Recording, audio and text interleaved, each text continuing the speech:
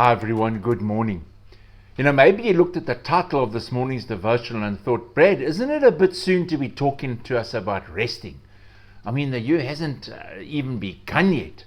I hear you, but just this week I was talking to a friend of mine who said that although the year was hardly out of the starting blocks, he felt like he had been working for 3 months instead of 3 weeks.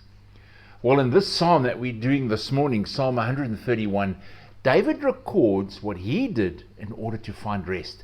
And it's in verse 1 and 2. And listen to what he says. And let me read it for us.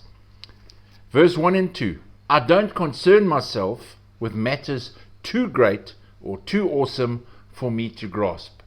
Instead, I've calmed and quieted myself. What's David getting at here? Well, I believe David is saying the way to find rest is don't let the things you have no control over exhaust you. Instead, when things you have no control over rear their ugly head, calm and quiet yourself.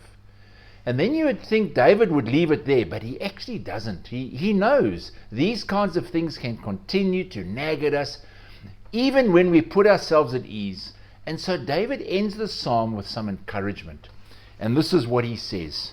Yes, put your hope in the Lord now and always. He's saying you don't stress over the things you have no control over. Calm and quiet your anxious soul. But he says when we truly find rest, where we truly find rest is when we put our hope in the Lord.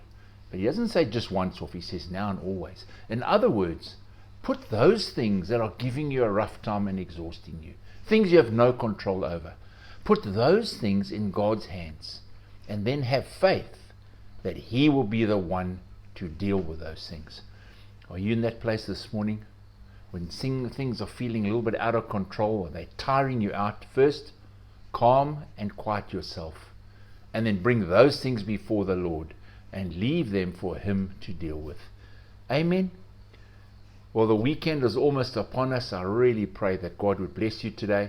And I'll see you again on Monday.